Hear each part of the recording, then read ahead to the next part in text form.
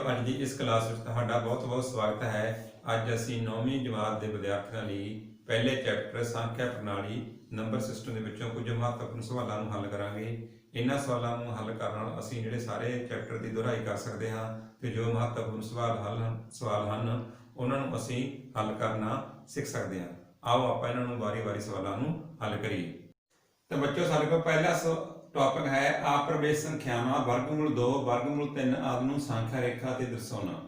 Representation of irrational numbers square root 2 square root 3 on a number line. तो बच्चों आओ आपां इन्हां नूं संख्या रेखा ते किवें दर्शाउणा है आप सवाल हल करिए।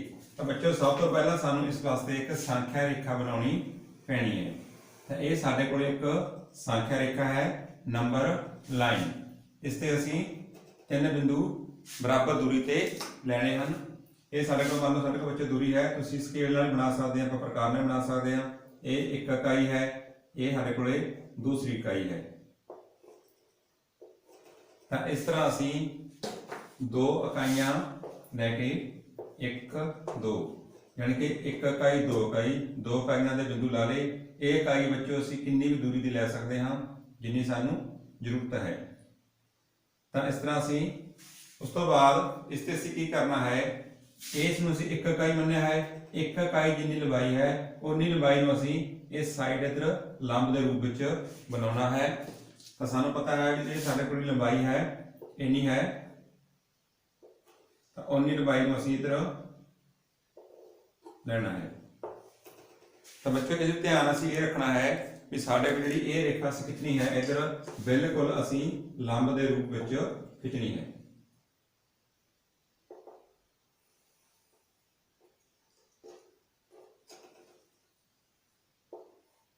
लंब यानी बिल्कुल 90 के कोण ते 90 के एंगल ते साडे कोल जिहड़ी हैगी है होनी चाहिए है। उस तो बाद असीं इस बिंदु नूं स्केल दे नाल इस बिंदु नाल मिला देना है।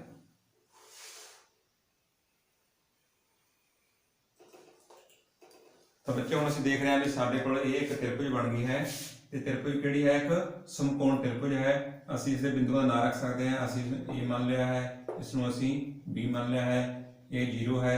असीं इसनूं बिंदु ओ के तौर पर भी लिख सकते हैं कि साडे कोल बिंदु की है ओ है। तो इस तरह साडे कोल ओ ए बी एक समकोण त्रिभुज है, यानी कि राइट एंगल ट्रायंगल है साडे कोल। तो बच्चों सानू पता साडे कोल भी ये लंबाई एक इकाई है, ये लंबाई भी एक इकाई है। तो सानू ये नहीं पता भी ये लंबाई कितनी है। तो बच्चों समकोण त्रिभुज विच 90 ते सानू भुजा किहड़ी हुंदी है, कारण। इसनूं असीं आधार, इसनूं असीं लंब लैंदे हां।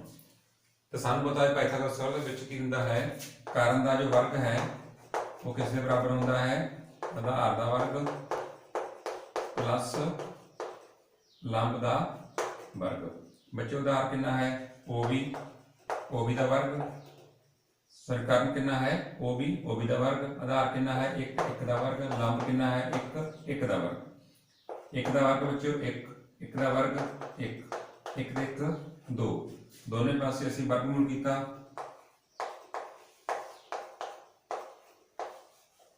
इधर वर्ग ते वर्गमूल खत्म हो जाना है। तो साडे कोल जिहड़ी ओबी की लंबाई कितनी जानी है वर्गमूल 2। तो सानू पता लग गया भी जिहड़ी ए लंबाई है ओबी ए कितनी है वर्गमूल 2। तो साडे कोल सवाल की है अप्रमेय संख्या। सानू पता भी जिहड़ी वर्गमूल 2 है की है एक अप्रमेय संख्या है। असीं इसनूं संख्या रेखा उत्ते दर्शाउणा है। तो बच्चों साडे कोल संख्या रेखा नंबर लाइन किहड़ी है ए वाली। तो असीं देखना भी ये वर्गमूल का मुल इस संख्या रेखा से कित्थे आवेगा, किस स्थान पर आवेगा। तो इस वास्ते बच्चों असीं की करना है, तो साडे कोल जिन्नी ओ भी लंबाई है उस लंबाई की एक असीं प्रकार जिहड़ी हैगी आ इस तरह खोल लेनी है भी साडे कोल लंबाई है ओ भी। तो उस प्रकार नूं असीं इस प्रकार जिहड़ा हैगा वो चाप उहदे उत्ते ला देनी है। तो ये असीं जिहड़ी चाप उहदे नाल प्रकार नूं बच्चों बिल्कुल लाउणी है। तो असीं देखना भी जिहड़ी ये चाप आ गई उस संख्या रेखा नूं जिस बिंदु तो कटदी है वो बिंदु वर्गमूल 2 का मुल होगा। क्योंकि बच्चों जिन्नी लंबाई ए है उन्नी लंबाई साडे कोल ए है, यानी कि आ लेंथ कितनी है 0 ਤੋਂ ਲੈ ਕੇ ਵਰਗਮੂਲ 2 ਦਾ ਮੁੱਲ। ਤਾਂ ਇਸ ਤਰ੍ਹਾਂ ਅਸੀਂ ਵਰਗਮੂਲ 2 ਨੂੰ ਸੰਖਿਆ ਰੇਖਾ ਉੱਪਰ ਦਰਸਾ ਸਕਦੇ ਹਾਂ। ਤਾਂ ਬੱਚਿਓ ਸਾਡੇ ਕੋਲ ਅਗਲਾ ਇਹਦਾ ਪਾਰਟ ਹੈ ਵਰਗਮੂਲ 3 ਨੂੰ ਸੰਖਿਆ ਰੇਖਾ ਤੇ ਦਰਸਾਉਣਾ। ਤਾਂ ਦੇਖੋ ਵਰਗਮੂਲ 3 ਨੂੰ ਅਸੀਂ ਸੰਖਿਆ ਰੇਖਾ ਤੇ ਕਿਵੇਂ ਦਰਸਾ ਸਕਦੇ ਹਾਂ। ਤਾਂ ਉਸ ਵਾਸਤੇ ਵੀ ਸਾਨੂੰ ਸਭ ਤੋਂ ਪਹਿਲਾਂ ਇੱਕ ਸੰਖਿਆ ਰੇਖਾ ਬਣਾਉਣੀ ਹੈ। ਇਸ ਤਰ੍ਹਾਂ ਬੱਚਿਓ ਇਹ ਸਾਡੇ ਕੋਲ 0 ਜਿਹੜੀ ਇਕਾਈ ਅਸੀਂ ਉਸ ਪ੍ਰਕਾਰ ਨਾਲ ਮੰਨ ਕੇ ਲੈ ਲੈਣੀ ਹੈ। मान लो ਅਸੀਂ n इकाई मानी है 1, ये साढ़े कोले 2।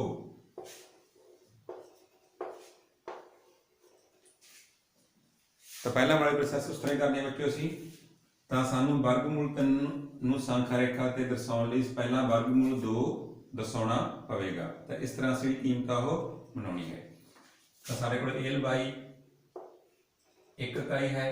एक इकाई जी असीं उस तरह अगे जिस तरह असीं वर्गमूल 2 दे विच कीता है उन्नी लंबाई असीं जिहड़ी हैगी इधर रखनी है।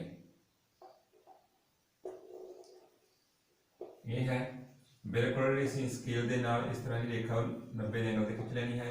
इहनूं इस तरह मिलाउणा है। ये एक है, ये एक है। बच्चों सानूं पहला असीं लभे ही है इस तरह भी ये लंबाई कितनी हुंदी है। इत्थों असीं वरतों करके वर्गमूल 2 तां ये साडे कोल लंबाई वर्गमूल 2 आ गई है। तो हुण असीं वर्गमूल 3 का मुल किस तरह लभना है। तो बच्चों दोबारा असीं की करना है। साडे कोल जिहड़ी ये इकाई साडे कोल एक लंबाई 1 इकाई सीगी तो 1 इकाई लंबाई नूं असीं बिल्कुल हुण इस पासे लेना है। इस पासे इत्थे साडे कोल लंबाई हैगी आ वो 1 इकाई है। तो असीं फिर असीं इत्थों स्केल दे नाल एक रेखा खिंचनी है।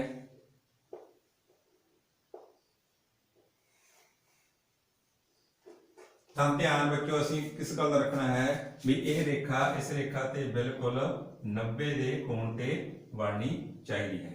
उस तो बाद इस बिंदु नूं इस बिंदु दे नाल मिला देना है। तो बच्चों साडे कोल बिंदु O सी ए बिंदु सी साडे कोल ए बी। तो इस बिंदु नूं असीं C मान सकते हैं। बच्चों आ लंबाई कितनी है वर्गमूल 2। आ लंबाई कितनी है 1 यानी कि आ वर्गमूल 2 इकाइयां है। आ वर्गमूल 1 इकाइयां है। तो असीं फिर देखते हैं क्योंकि O B C एक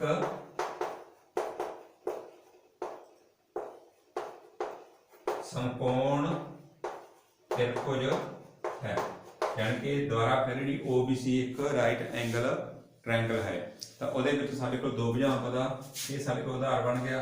ये साडे कोले फिर उस तरह लंब बन गया है। इसनूं असीं करन तो साडे कोल जिहड़ा OC दा वर्ग आ की आवेगा बच्चों OB दा वर्ग जमा BC दा वर्ग। OC असीं पता करना है OB कितना है वर्गमूल 2 दा वर्ग। BC कितना है 1 दा वर्ग। तो वर्गमूल 2 दा वर्ग 2 1 दा वर्ग 1 के सारे कितना आ गया 3। दोनों पासे असीं वर्गमूल कीता।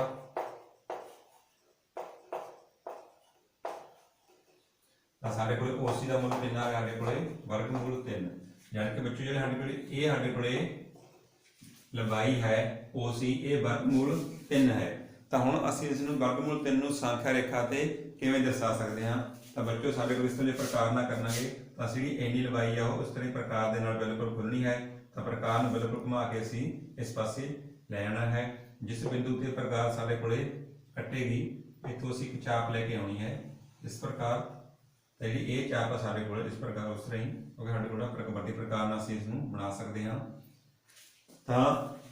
तो संख्या रेखा ते जिथे चाप कट जाएगी साडे कोले वो मुल कितना आवेगा क्योंकि जिन्नी लंबाई ए है उन्नी लंबाई ए है।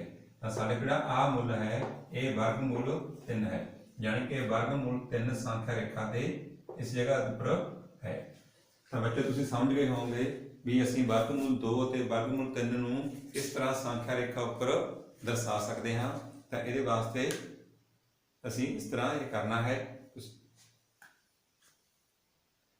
अगला टॉपिक है प्रमेय संख्यावां दा दशमलव विस्तार decimal expansion of rational numbers. जो साडे कोल प्रमेय संख्यावां हुंदियां हन उन्हां दा विस्तार जो असीं भाग करते हैं किस प्रकार का हुंदा है। तो बच्चों सब तो पहला ये वास्ते असीं कुछ 3 सवाल हल करते हैं। तो उन्होंने देख के दसांगे भी इन्हां दा दशमलव विस्तार वो किस प्रकार का हो सकता है। पहले हमारे उदाहरण है 10/3 ਬੱਚਿਓ 10/3 ਸਾਡੇ ਕੋਲ ਪ੍ਰਮੇਸ਼ ਸੰਖਿਆ ਹੈ, ਅਸੀਂ ਇਸ ਨੂੰ ਡੈਸੀਮਲ ਐਕਸਪੈਂਸ਼ਨ ਜਾਣੀ ਕਿ ਦਸ਼ਮਲਵ ਰੂਪ ਦੇ ਵਿੱਚ ਲਿਖਣਾ ਹੈ। ਤਾਂ ਬੱਚਿਓ ਆਓ ਆਪਾਂ ਇਸ ਨੂੰ ਭਾਗ ਕਰਕੇ ਦੇਖੀਏ। ਤਾਂ ਬੱਚਿਓ ਅਸੀਂ 10 ਨੂੰ 3 ਨਾਲ ਭਾਗ ਕਰਦੇ ਹਾਂ। ਸਭ ਤੋਂ ਪਹਿਲਾਂ ਇੱਕ ਇੰਤਜ਼ਾਮ ਸਾਡੇ ਕੋਲ 3 ਦੇ, ਤਾਂ 30 9 ਇੱਕ ਬਚ ਗਿਆ ਬੱਚਿਓ। ਹੁਣ 1 3 ਤੋਂ ਘੱਟ ਹੈ ਤਾਂ ਅਸੀਂ ਕਿਹਦੀ ਵਰਤੋਂ ਕੀਤੀ? ਦਸ਼ਮਲਵ ਦੀ। ਤਾਂ ਸਾਡੇ ਕੋਲ ਇੱਥੇ ਇੱਕ ਅਸੀਂ 0 ਲਿਖ ਸਕਦੇ ਹਾਂ, ਕਿਉਂਕਿ ਜਦੋਂ ਬੱਚੇ ਸਾਨੂੰ ਪਤਾ ਅਸੀਂ ਦਸ਼ਮਲਵ ਲਗਾ ਸਕਦੇ ਹਾਂ ਤਾਂ ਉਸ ਦੇ ਨਾਲ ਅੱਗੇ ਅਸੀਂ ਕਿੰਨੀਆਂ ਵੀ ਜਿਹੜੇ 0 ਉਹ ਆਪਦੀ ਮਰਜ਼ੀ ਨਾਲ ਲਗਾ ਸਕਦੇ ਹਾਂ। ਬੱਚੇ ਸਾਡੇ ਕੋਲ 10 ਫਿਰ ਬਣ ਗਿਆ, ਫਿਰ ਕਿੰਨੇ ਤੇ ਜਾਵੇਗਾ? ਇਹ 3 ਤੇ। 10 ਚ 9 ਕੱਢੇ ਬੱਚੇ, ਫਿਰ 1 0 ਫਿਰ 1 ਤਾਰੀ ਕਿੰਨਾ ਬਣ ਗਿਆ? 10। ਫਿਰ ਕਿੰਨੇ ਤੇ ਜਾਵੇਗਾ? 3 ਤੇ। ਫਿਰ ਅਸੀਂ ਘਟਾਓ ਕੀਤਾ 1, ਫਿਰ 10, ਫਿਰ ਕਿੰਨੇ ਜਾਵੇਗਾ? 3 ਤੇ 9। ਤਾਂ ਬੱਚੋ ਅਸੀਂ ਇਸ ਤਰ੍ਹਾਂ ਦੇਖਦੇ ਹਾਂ ਕਿ ਹਰ ਵਾਰੀ ਇਹ ਬਾਕੀ 1 ਵੱਜ ਜਾਂਦਾ ਹੈ ਤੇ ਇਹ 3 ਤੇ ਸਾਡੇ ਕੋਲ ਜਿਹੜਾ ਹੈਗਾ ਉਹ ਜਾ ਰਿਹਾ। ਇਹਦਾ ਮਤਲਬ ਅੱਗੇ ਅੱਗੇ ਸਾਡੇ ਕਿੰਨਾ ਆਵੇਗਾ? 3 ਆਵੇਗਾ। ਤਾਂ ਬੱਚੋ ਇਹ ਵੀ ਸਾਡੇ ਕੋਲ ਆ ਵੀ ਜਿਹੜਾ ਦਸ਼ਮਲਵ ਤੋਂ ਬਾਅਦ ਅੰਕ ਆ ਕੀ ਹੈਗਾ? ਸੇਮ ਹੋ ਰਿਹਾ, ਯਾਨੀ ਕਿ ਮੁੜ ਕੇ ਸਾਡੇ ਕੋਲ ਇਹ ਅੰਕ ਆਗਾ ਦੁਬਾਰੇ ਸਾਡੇ ਕੋਲ ਹੈਗਾ ਉਹ ਆ ਰਿਹਾ। ਹੁਣ ਉਸ ਤੋਂ ਪਹਿਲਾਂ ਅਸੀਂ ਇੱਕ ਅੱਗੇ ਸਵਾਲ ਹੱਲ ਕਰਦੇ ਹਾਂ, ਫਿਰ ਆਪਾਂ ਦੇਖਦੇ ਹਾਂ ਵੀ ਇਸ ਕਿਸ ਪ੍ਰਕਾਰ ਦਾ ਹੈ। ਸਾਡੇ ਕੋਲ ਇੱਕ ਸਵਾਲ ਹੈ 7/8। ਤਾਂ 7/8 ਸਾਡੇ ਕੋਲ ਪ੍ਰਮੇਸ਼ ਸੰਖਿਆ ਹੈ। ਅਸੀਂ ਇਸ ਨੂੰ ਭਾਗ ਕਰਕੇ ਦੇਖਦੇ ਹਾਂ ਵੀ ਕਿਸ ਪ੍ਰਕਾਰ ਦਾ ਸਾਡੇ ਕੋਲ ਜਿਹੜਾ ਵਿਸਤਾਰ ਆ ਉਹ ਆਉਂਦਾ ਹੈ। ਬੱਚੇ ਕਿਉਂਕਿ 7 8 ਤੋਂ ਘੱਟ ਆ ਤਾਂ ਸਾਨੂੰ ਇੱਥੇ ਇੱਕ ਦਸ਼ਮਲਵ ਦੀ ਵਰਤੋਂ ਕਰਨੀ ਪੈਣੀ ਹੈ। ਤਾਂ ਅਸੀਂ 0 ਅਸੀਂ ਲਗਾ ਸਕਦੇ ਹਾਂ। ਤਾਂ 70 ਬਣ ਗਿਆ ਬੱਚੇ, ਕਿੰਨੇ ਜਾਏਗਾ? 8 ਤੇ। 8 8 64। 70 ਚ ਸਾਡੇ ਕੋਲ ਬਚ ਗਏ 6, ਇੱਕ 0 ਤਾਰੀ ਬੱਚਿਓ 60। 7 8 56 ਬੱਚੋ ਕਿੰਨਾ ਬਚ ਗਿਆ? 4। ਸਾਡੇ ਕਿੰਨੇ ਬਣ ਗਏ? 0 ਤਾਰੀ 40, 8 5 40। ਤਾਂ ਬਾਕੀ ਬੱਚੋ ਕਿੰਨਾ ਬਚਿਆ? 0। ਤਾਂ ਬੱਚੋ ਅਸੀਂ ਦੇਖਿਆ ਸੀ ਇਸ ਸਵਾਲ ਦੇ ਵਿੱਚ ਬਾਕੀ ਕਿੰਨਾ ਬਚਿਆ ਸਾਡੇ ਕੋਲ? 1। ਇਸ ਦੇ ਵਿੱਚ ਕਿੰਨਾ ਬਚਿਆ? 0। ਹੁਣ ਅਸੀਂ ਇੱਕ ਹੋਰ ਉਦਾਹਰਨ ਲੈਂਦੇ ਹਾਂ। ਸਾਡੇ ਕੋਲ ਹੈ 1/7। ਬੱਚੋ ਅਸੀਂ 1 ਨੂੰ 7 ਨਾਲ ਭਾਗ ਕਰਦੇ ਹਾਂ। ਬੱਚੋ 1 ਫਿਰ 7 ਤੋਂ ਘੱਟ ਆ ਤਾਂ ਸਾਨੂੰ ਬਿੰਦੂ ਦੀ ਵਰਤੋਂ ਕਰਨੀ ਪੈਣੀ ਹੈ, ਦਸ਼ਮਲਵ ਦੀ। ਇਸ ਤਰ੍ਹਾਂ ਸਾਡੇ ਕੋਲ ਅਸੀਂ 0 ਅਸੀਂ ਲੋੜ ਦੀ ਮਰਜ਼ੀ ਅਨੁਸਾਰ ਲਗਾ ਸਕਦੇ ਹਾਂ। 7 1 7 ਕਿੰਨਾ ਬਚਿਆ ਸਾਡੇ ਕੋਲ? 3 30। 7 ਚੌਕਾ 28 ਕਿੰਨਾ ਬਚਿਆ ਬੱਚੋ? 2 20। 7 दूनी 14 कितना बचा बच्चों? 6। जो इस तरह से घटाने हैं 6 कितना बन गया? 60। 7 8 56 कितना बन गया बच्चों? 4 40 कितने जाएगा? 5 ते। 7 5 आटे को 35 कितने बच्चे? बच्चे 40 35 कटे 5 50। 7 7 49 बच्चों कितना आ गया हमारे को? 1 0 तारी 10। बच्चों फिर 10 वाली देखो हम 10 शुरू हो गया, फिर कितने जाएगा? 1 ते जाएगा, फिर 30 बार जाने। इस तरह हमारे को दोबारा से फिर करके देखांगे तो सारे को ये संख्या 7 फिर आ जानी है। उस तो बाद फिर करांगे 7 तो बाद कितना आ जाएगा? 4 1 4 2 8 5 7। क्योंकि बच्चों सानू पता जो है 1 तो शुरू हो गया तो फिर उस तरह प्रोसैसर को 30 बचना है, 20 बचना है, 60 40 50। तो इस तरह हमारे को खंड बन जाना है। असं देखा भी हमारे को एक खंड बन गया। एक खंड साढ़े को वारी वारी दोहराया जाएगा। तो इस तरह जो असं प्रमेय संख्या का विस्तार करते हैं तो उन्होंने असं भाग करते हैं। साढ़े को 3 प्रकार के साढ़े को शर्त हो जाती हैं। एक बार साढ़े को भी जो जो बाकी बच जाता है एक अंक बारी बारी साढ़े को दोहराता है। दूसरा जो विस्तार आ उसका बाकी 0 आ जाने के वो 0 ते खत्म हो जाता है। दूसरे की है साढ़े को एक खंड बन जाता है, यानी कि ग्रुप बन जाता है। वो ग्रुप बारी बारी साढ़े को दोहराता है। तो इस तरह असं कह सकते हैं जो प्रमेय संख्या का विस्तार है ज्यादा की होगा 0 ते खत्म होगा, 0 ते खत्म हो जाता है। दूसरा की आ ਉਹਦੇ ਵਿੱਚ ਕੀ ਆ ਉਹ दोहराता है, यानी कि आवर्ती है, आवर्ती ਹੁੰਦਾ है, यानी कि आवर्ती यानी कि बारी बारी दोहराना। ये भी सारे को बारी बारी दोहरा रहा है। ਇਹਨੂੰ ਵੀ ਅਸੀਂ ਬੋਲਾਂਗੇ ਅਵਰਤੀ ਹੁੰਦਾ ਹੈ।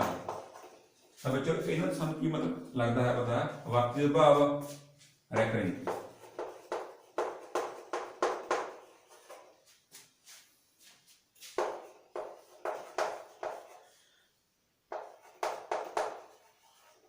रैकरिंग खत्म हो गया, आगे की हो गया है टर्मिनेट। ये खत्म हो गया टर्मिनेट।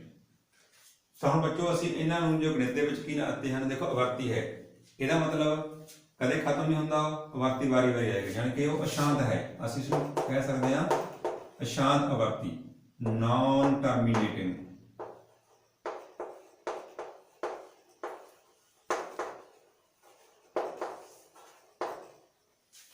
ਇਹ ਵਿੱਚ ਕੀ ਹੋਇਆ ਫਿਰ?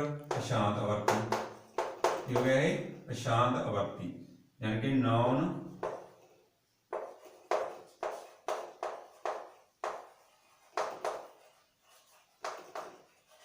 Non terminating recurring.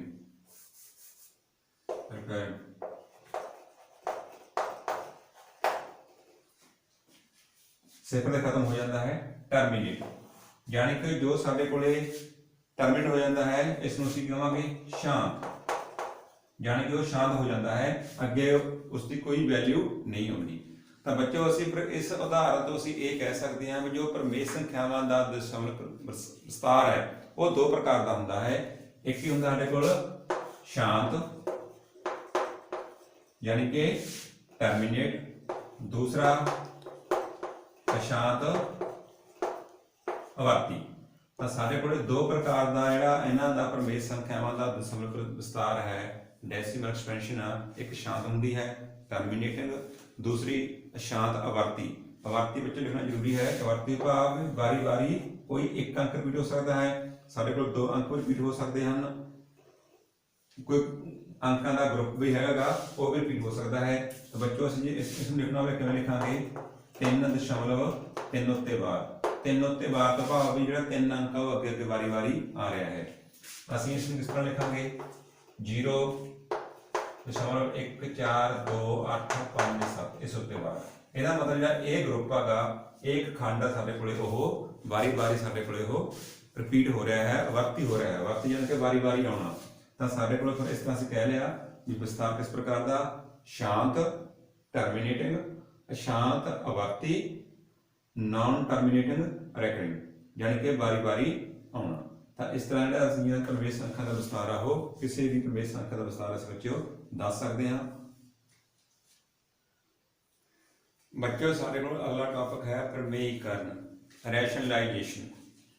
तो बच्चों सब तो पहला आप इस बारे सीखते हैं कि साढ़े को प्रमेयीकरण यानी कि रैशनलाइजेशन का भाव की होंदा है।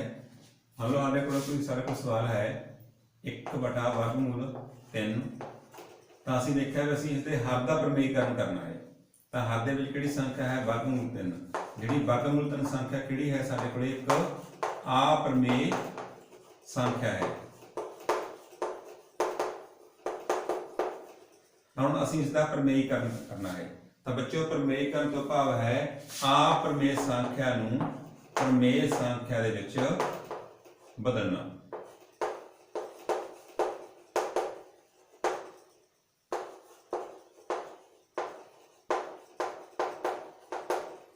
तो साढ़े को वर्गमूल 3 की अप्रमेय संख्या है।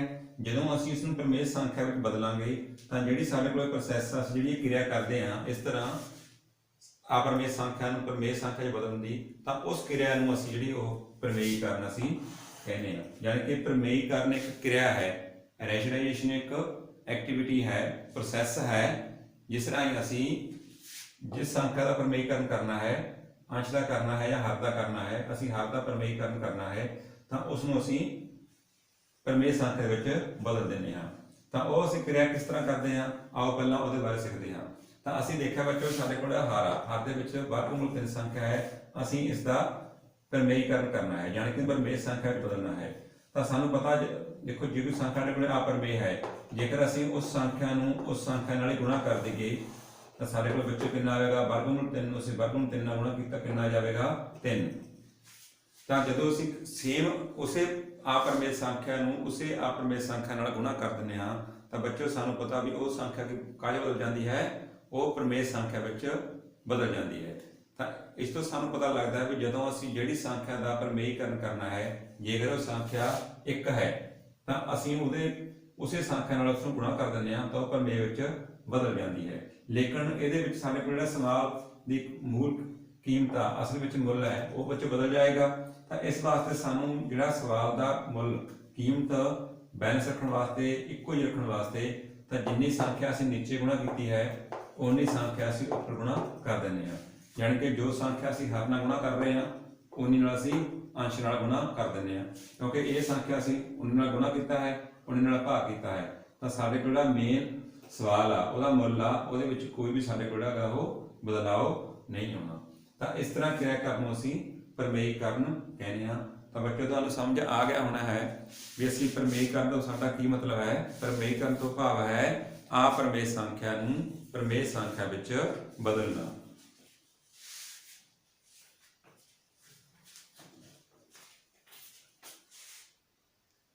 ਤਾਂ ਆਓ ਬੱਚੇ ਹੁਣ ਆਪਾਂ ਇਹਦਾ ਇੱਕ ਸਵਾਲ ਹੱਲ ਕਰਦੇ ਹਾਂ।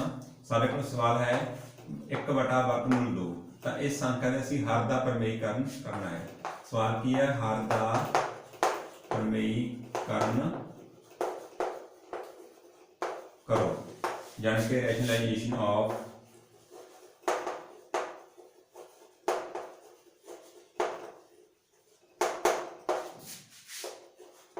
डिनोमिनेटर।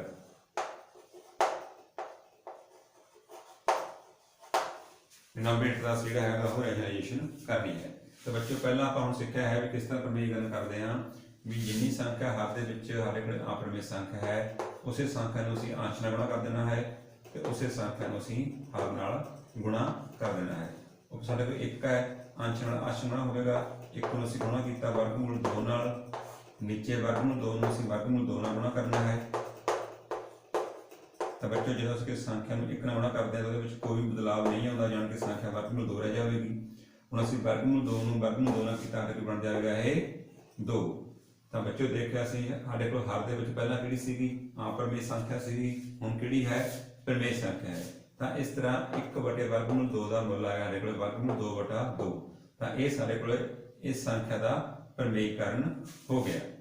ਹੁਣ ਬੱਚੋ ਅਸੀਂ ਇੱਕ ਹੋਰ ਉਦਾਹਰਨ ਲੈਣੇ ਹਾਂ। ਸਾਡੇ ਕੋਲ ਇਸ ਪ੍ਰਕਾਰ ਦਾ ਸਵਾਲ ਹੈ 1/2 ਜਮਾ ਵਰਗਮੂਲ 3। ਤਾਂ ਬੱਚੋ ਦੇਖਦੇ ਹਾਂ ਵੀ ਇਹ ਸਵਾਲ ਇਹਦੇ ਨਾਲ ਬਿਲਕੁਲ ਅਲੱਗ ਪ੍ਰਕਾਰ ਦਾ ਹੈ। ਇੱਥੇ ਸਾਡੇ ਕੋਲ ਸਿਰਫ ਇੱਕ ਸੰਖਿਆ ਸੀ, ਇੱਥੇ ਸਾਡੇ ਕੋਲ ਹਰ ਦੇ ਵਿੱਚ 2 ਸੰਖਿਆਵਾਂ ਹਨ ਤੇ ਉਹਨਾਂ ਦੇ ਵਿਚਾਲੇ ਪਲੱਸ ਦਾ ਇੱਕ ਨਿਸ਼ਾਨ ਹੈ। ਤਾਂ ਇਹਦਾ ਅਸੀਂ ਜਿਹੜਾ ਪ੍ਰਮੇਯੀਕਰਨ ਹਰ ਦਾ ਕਿਵੇਂ ਕਰਨਾ ਹੈ? ਤਾਂ ਬੱਚੋ ਸਾਨੂੰ ਹਰ ਦਾ ਪ੍ਰਮੇਯੀਕਰਨ ਦਾ ਮਤਲਬ ਇਹ ਹੀ ਹੈ ਵੀ ਹਰ ਦੇ ਵਿੱਚੋਂ ਅਸੀਂ ਜਿਹੜੀ ਵਰਗਮੂਲ ਵਾਲੀ ਸੰਖਿਆ ਉਹ ਖਤਮ ਕਰਨੀ ਹੈ। ਤਾਂ ਬੱਚੋ ਅਸੀਂ ਹੁਣ ਇੱਥੇ ਇਕੱਲੀ ਵਰਗਮੂਲ 3 ਨਾਲ ਗੁਣਾ ਨਹੀਂ ਕਰ ਸਕਦੇ, ਕਿਉਂਕਿ ਜੇ ਅਸੀਂ ਇਹਨੂੰ ਵਰਗਮੂਲ 3 ਨਾਲ ਗੁਣਾ ਕਰਦੇ ਹਾਂ ਤਾਂ 2 ਨਾਲ ਕਰਾਂਗੇ 2 ਵਰਗਮੂਲ 3। ਜੇ ਅਸੀਂ ਇੱਥੋਂ ਖਤਮ ਕਰਾਂਗੇ ਤਾਂ ਸਾਡੇ ਕੋਲ ਇੱਥੇ ਜਿਹੜੀ ਆ ਉਹ ਸੰਖਿਆ ਉਹ ਬਣ ਜਾਣੀ ਹੈ, ਪੈਦਾ ਹੋ ਜਾਣੀ ਹੈ। ਤਾਂ ਅਸੀਂ ਫਿਰ ਇਸ ਨੂੰ ਕਿਸੇ ਹੋਰ ਤਰੀਕੇ ਨਾਲ ਹੱਲ ਕਰਦੇ ਹਾਂ। ਤਾਂ ਬੱਚੇ ਜਦੋਂ ਸਾਡੇ ਕੋਲ ਸੰਖਿਆਵਾਂ ਹਰ ਦੇ ਵਿੱਚ ਜੋੜ ਜਾਂ ਘਟਾਓ ਦੇ ਵਿੱਚ ਹੋਣ ਤਾਂ ਉਹਦੇ ਵਾਸਤੇ ਅਸੀਂ ਕਿਸ ਤਰ੍ਹਾਂ ਪ੍ਰਮੇਯੀਕਰਨ ਕਰਦੇ ਹਾਂ। ਤਾਂ ਅਸੀਂ ਹਰ ਦੀਆਂ ਦੋਨੇ ਸੰਖਿਆਵਾਂ ਨੂੰ ਉਵੇਂ ਲਿਖ ਲੈਣਾ ਹੈ। ਤਾਂ ਅਸੀਂ ਦੇਖਣਾ ਕਿ ਉਹਨਾਂ ਦੇ ਵਿਚਾਲੇ ਨਿਸ਼ਾਨ ਕਿਸ ਦਾ ਹੈ। ਇਸ ਵਿੱਚ ਨਿਸ਼ਾਨ ਕਿਸ ਦਾ ਹੈ? ਪਲੱਸ ਦਾ ਹੈ, यानी कि जोड़ता है। तो असी इधर निशान चेंज कर देना है, घटाओ का लिख देना है। तो जिन्नी संख्या असी हर विच गुणा की उन्नी संख्या असी अंश दे विच गुणा कर देनी है, जिस तरह इधर की सी। ताकि जिहड़ा सवाल संरचना दी है वो जिहड़ी असल दे विच कीमत उहदे विच कोई भी बदलाव ना आवे। तो बच्चों को अपना इस तरह करना है। अगे प्रोसैस इस सवाल के नाल दी है, अंश नूं अंश नाल गुणा करना है। 1 गुणा 2 माइनस वर्गमूल 3। बच्चों ब्रैकेट लिखना है कि हमारे को संख्यावां 2 हैं, थले इस प्रकार 2 जमा वर्गमूल 3, 2 माइनस घटाओ वर्गमूल 3। ऊपर असीं गुणा किया, इतना गुणा करांगे कोई बदलाव नहीं होना है। हुण बच्चों नीचे से सवाल देखते हैं। देखो पहली संख्या पहले सेम है, दूजी संख्या ते दूजी संख्या सेम है। असीं इहनूं समझ भी ये a प्लस b है, ये साडे कोले a घटाओ b है। तो सानू बच्चों पता है भी साडे कोल सूत्र हुंदा है a जमा b a घटाओ b। तेरा सूत्र की हुंदा है a दी घात 2 घटाओ b दी घात 2, यानी कि a square minus b square. ਤਾਂ ਬੱਚਿਓ ਅਸੀਂ ਇਸ ਤੇ ਉਸੇ ਸੂਤਰ ਦੀ ਵਰਤੋਂ ਕਰਦੇ ਹਾਂ। a ਦੀ ਕੀਮਤ ਕਿੰਨੀ ਹੈ, ਜਾਣੀ ਕਿ ਪਹਿਲੀ ਸੰਖਿਆ 2, 2 ਦਾ ਵਰਗ ਘਟਾਓ ਦੂਜੀ ਸੰਖਿਆ ਵਰਗਮੂਲ 3, ਜਾਣੀ ਕਿ ਵਰਗਮੂਲ 3 ਦਾ ਵਰਗ। ਬੱਚਿਓ ਆਪਾਂ ਅੱਗੇ ਹੱਲ ਕਰਦੇ ਹਾਂ। 2 ਘਟਾਓ ਵਰਗਮੂਲ 3, 2 ਦਾ ਵਰਗ 4 ਵਰਗਮੂਲ 3 ਦਾ ਵਰਗ 3। ਤਾਂ ਸਾਡੇ ਕਿੰਨਾ ਆ ਗਿਆ 2 ਘਟਾਓ 3 ਬਟੇ 1। ਤਾਂ ਬੱਚਿਓ ਕਿਉਂਕਿ ਹੱਥ ਦੇ ਵਿੱਚ ਇੱਕ ਬਚਿਆ ਹੈ, ਇੱਕ ਅਸੀਂ ਹੱਥ ਦੇ ਵਿੱਚ ਨਹੀਂ ਲਿਖਦੇ ਹੁੰਦੇ, ਤਾਂ ਇਸ ਨੂੰ ਅਸੀਂ ਇਸ ਤਰ੍ਹਾਂ ਲਿਖਦੇ ਹਾਂ। ਤਾਂ ਇਸ ਤਰ੍ਹਾਂ ਇਸ ਸੰਖਿਆ ਦਾ ਜੋ ਪ੍ਰਮੇਯੀਕਰਨ ਹੈ ਉਹ ਸਾਡੇ ਕੋਲੇ ਉਸ ਦਾ ਉੱਤਰ ਇਹ ਹੈ। ਤਾਂ ਹੱਥ ਦੇ ਵਿੱਚੋਂ ਸਾਡੇ ਜਿਹੜੀ ਅਪਰਮੇਯ ਸੰਖਿਆ ਬੱਚਿਓ ਖਤਮ ਹੋ ਚੁੱਕੀ ਹੈ। ਤਾਂ ਅਸੀਂ ਇਹ ਦੋਨੇ ਸਵਾਲਾਂ ਨੂੰ ਸਮਝ ਕੇ ਕੋਈ ਵੀ ਸਵਾਲ ਇਸ ਪ੍ਰਕਾਰ ਦਾ ਹੱਲ ਕਰ ਸਕਦੇ ਹਾਂ। ਜੇ ਇਕੱਲੀ ਸੰਖਿਆ ਵਾਲਾ ਹੈ ਤਾਂ ਉਸੇ ਸੰਖਿਆ ਨਾਲ ਗੁਣਾ ਕਰਨਾ ਹੈ। ਜੇ ਸੰਖਿਆਵਾਂ ਹੱਥ ਦੇ ਵਿੱਚ ਪਲੱਸ ਮਾਈਨਸ ਵਾਲੀਆਂ ਹਨ ਤਾਂ ਉਹਨਾਂ ਵਿੱਚੋਂ ਨਿਸ਼ਾਨ ਦਾ ਚੇਂਜ ਕਰਨਾ ਹੈ। ਜੇਕਰ ਸੰਖਿਆ ਇੱਥੇ ਘਟਾਓ ਵਿੱਚ ਹੋਵੇ ਤਾਂ ਇੱਥੇ ਅਸੀਂ ਪਲੱਸ ਪਲੱਸ ਲਿਖ ਕੇ ਉਸ ਸਵਾਲ ਨੂੰ ਹੱਲ ਕਰਨਾ ਹੈ। ਸਾਡੇ ਕੋਲ ਬੱਚਿਓ ਅਗਲਾ ਟੌਪਿਕ ਹੈ ਵਾਸਤਵਿਕ ਸੰਖਿਆਵਾਂ ਦੇ ਘਾਤ ਅੰਕ ਨਾਲ ਸੰਬੰਧਿਤ ਪ੍ਰਸ਼ਨ। Sums related to large of exponents of real numbers। ਵੀ ਸੰਖਿਆਵਾਂ ਜੇਕਰ ਸਾਨੂੰ ਘਾਤ ਅੰਕ ਦੇ ਰੂਪ ਵਿੱਚ ਹੋਣ ਤਾਂ ਅਸੀਂ ਉਹਨਾਂ ਦੇ ਸਵਾਲ ਕਿਸ ਤਰ੍ਹਾਂ ਹੱਲ ਕਰਾਂਗੇ। ਤਾਂ ਸਾਡੇ ਕੋਲ ਪਹਿਲਾਂ ਇਸਦੇ ਕੁਝ ਫਾਰਮੂਲੇ ਹਨ ਵੀ ਜੇਕਰ ਸਾਡੇ ਕੋਲ ਦੋਨੋਂ ਸੰਖਿਆਵਾਂ ਦੇ ਬੇਸ ਯਾਨੀ ਕਿ ਹਰ ਉਹਨਾਂ ਦਾ ਸੇਮ ਹੈ ਤਾਂ ਉਹਨਾਂ ਦੇ ਘਾਤਾਂ ਦਾ ਹੋ ਜਾਂਦਾ ਹੈ ਜੋੜ ਹੋ ਜਾਂਦਾ ਹੈ। ਜੇਕਰ ਦੋਨਾਂ ਦਾ ਬੇਸ ਯਾਨੀ ਕਿ ਹਰ ਸੇਮ ਹੈ ਲੇਕਿਨ ਰਕਮਾਂ ਵਟਿਆਂ ਦੇ ਵਿੱਚ ਹਨ ਤਾਂ ਉਹਨਾਂ ਦੀ ਘਾਤਾਂ ਦੀ ਘਟਾਓ ਹੋ ਜਾਂਦੀ ਹੈ। ਜੇਕਰ ਸਾਡੇ ਕੋਲੇ ਗਾਂ ਅੱਗੇ ਘਾਤ ਦੀ ਘਾਤ ਯਾਨੀ ਕਿ ਪਾਵਰ ਦੀ ਪਾਵਰ ਦਿੱਤੀ ਹੈ ਤਾਂ ਦੋਨੇ ਘਾਤਾਂ ਉਸ ਵਿੱਚ ਗੁਣਾ ਹੋ ਜਾਂਦੀਆਂ ਹਨ। ਜੇਕਰ ਸਾਡੇ ਕੋਲ ਘਾਤ ਸੇਮ ਹੈ ਲੇਕਿਨ ਹਰ ਉਹਨਾਂ ਦੇ ਅਲੱਗ-ਅਲੱਗ ਹਨ ਤਾਂ ਉਹਨਾਂ ਦੇ ਹਰ ਆਪਸ ਵਿੱਚ ਗੁਣਾ ਹੋ ਜਾਂਦੇ ਹਨ। ਤਾਂ ਬੱਚਿਓ ਇਹਨਾਂ ਸੂਤਰਾਂ ਦੀ ਵਰਤੋਂ ਕਰਕੇ ਅਸੀਂ ਜਿਹੜੇ ਬਹੁਤ ਸਾਰੇ ਸਵਾਲ ਆ ਉਹ ਹੱਲ ਕਰ ਸਕਦੇ ਹਾਂ। ਤਾਂ ਆਓ ਆਪਾਂ ਕੁਝ ਇਹਨਾਂ ਨਾਲ ਸੰਬੰਧਿਤ ਸਵਾਲ ਹੱਲ ਕਰੀਏ। ਸਾਡੇ ਕੋਲ ਇੱਕ ਸਵਾਲ ਹੈ 64 ਦੀ ਘਾਤ 1/2। ਅਸੀਂ ਇਸਨੂੰ ਹੱਲ ਕਰਨਾ ਹੈ ਯਾਨੀ ਕਿ ਸਿੰਪਲੀਫਾਈ ਕਰਨਾ ਹੈ। ਤਾਂ ਬੱਚਿਓ ਇਸ ਵਾਸਤੇ ਅਸੀਂ ਕੀ ਕਰਨਾ ਹੈ, ਪਹਿਲਾਂ ਸਾਡੇ ਕੋਲ 64 ਹੈ, ਅਸੀਂ 64 ਦੇ ਗੁਣਨਖੰਡ ਬਣਾਉਣੇ ਹੈ। ਤਾਂ ਬੱਚਿਓ ਦੇਖਿਆ ਅਸੀਂ 64 ਦੇ ਗੁਣਨਖੰਡ ਅਸੀਂ ਕਈ ਤਰੀਕੇ ਨਾਲ ਬਣਾ ਸਕਦੇ ਹਾਂ। 2 ਦੇ ਰੂਪ ਵਿੱਚ ਵੀ ਬਣਾ ਸਕਦੇ ਹਾਂ ਇਸ ਪ੍ਰਕਾਰ,